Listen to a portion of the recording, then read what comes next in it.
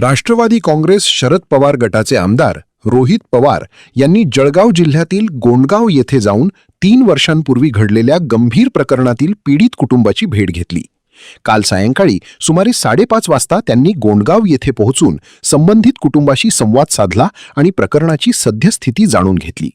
या घटनेला 3 वर्षे उलटूनही फास्ट ट्रॅक कोर्टात खटला सुरू असतानाही अद्याप न्याय मिळालेला नसल्याबद्दल त्यांनी नाराजी व्यक्त केली। राष्ट्रवादी काँग्रेस पार्टी शरदचंद्र पवार पक्षातर्फे आयोजित या भेटीदरम्यान आमदार रोहित पवार यांनी पीडित कुटुंबाला धीर देत न्यायासाठी लढा सुरू ठेवण्याचा विश्वास दिला। खरं तर ही घटना घडून 3 वर्ष झाले। त्यावेळेस सुद्धा तुमच्या सगळ्यांच्या म्हणजे मीडिया असेल, इथल्या लोकांच्या प्रयत्नांमुळे, सामाजिक कार्यकर्त्यांच्या प्रयत्नांमुळे त्यावेळेस फास्ट ट्रॅक कोर्ट हे लावण्यात आलं होतं। सगळीकडे चर्चा फास्ट ट्रॅक कोर्टचीच आहे। पुण्यामध्ये जी घटना घडली फास्ट ट्रॅक कोर्ट, त्यानंतर जी आत्ता आम्ही पालघरला सुनील भाऊ भुसारापूर इथं आले, पालघरला जी घटना घडली काल, तिथे फास्ट ट्रॅक कोर्टची मागणी करण्यात आली। पण आता फास्ट ट्रॅक कोर्टचा खरंच फायदा होतो का हे कुठेतरी जर बघायचं असेल तर दुर्दैवी घटना जी इथं घडली या गावामध्ये, इथं आपल्याला जाणवेल 3 वर्ष होऊन सुद्धा त्या फास्ट ट्रॅक कोर्टमधून अजूनपर्यंत न्याय हा मिळालेला नाही।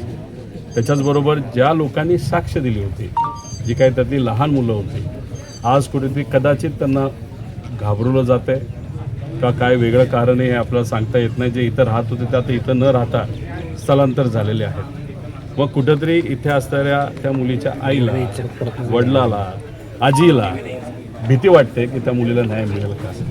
त्यामुळे इथं तुम्ही आल्यानंतर तुम्ही सुद्धा होता, आई प्रामाणिकपणे तिथं हीच सांगत होती की आम्ही गरीब माणसं आहोत, आम्हाला भेटायला त्यावेळेस बरेच जण आली, पण मग 3 वर्ष आम्हाला न्याय मिळत नसेल तर आमच्या या न्यायाचं काय, असा प्रश्न तिने तिथं उचलला। आणि खरंच कायदा गरिबाच्या बाजूला आहे का, असे सुद्धा प्रश्न तिथं विचारण्यात आले। त्यामुळे मी सरकारला विनंती करतो की काही झालं तरी शक्ती कायदा जो आपण 2019-20ला तिथं आणला होता तो कायदा लागू करावा, त्याच्यामध्ये अजून काही गोष्टी थोड्याशा स्ट्रिक्ट कराव्यात आणि त्या कायद्याच्या अंतर्गत उद्या जाऊन मी त्या कायद्याकडे बघून कुठं ना कुठे ते लोकांना भीती वाटेल असं कृत्य करण्यापासून, आणि उद्या जाऊन ज्या महिला आहेत त्यांच्यावर होणारे अत्याचार कुठं ना कुठेतरी कमी होतील अशी अपेक्षा आपण तिथं करू।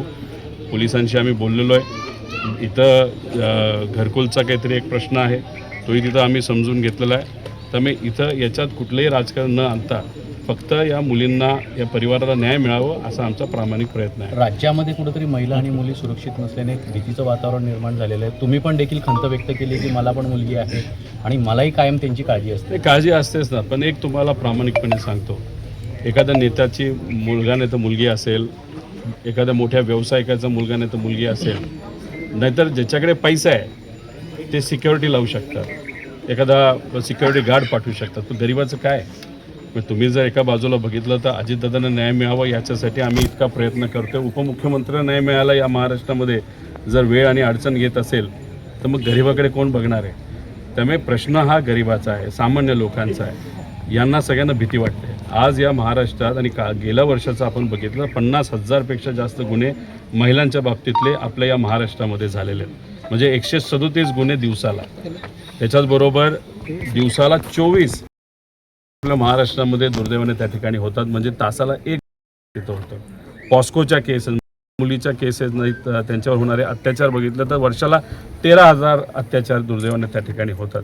मग कुठंतरी हे जे अत्याचार करणाऱ्या लोकांना भीती, मनातली भीती मेली आहे का, पोलिसांची भीती वाटत नाही का त्यांना।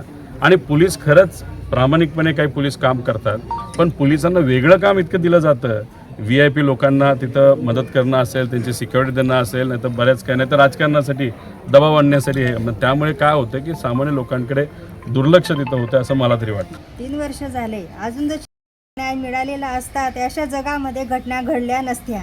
जिथपर्यंत न्याय मिळत नाही तोपर्यंत जगामध्ये अशा घटना घडल्याशिवाय राहणार नाही।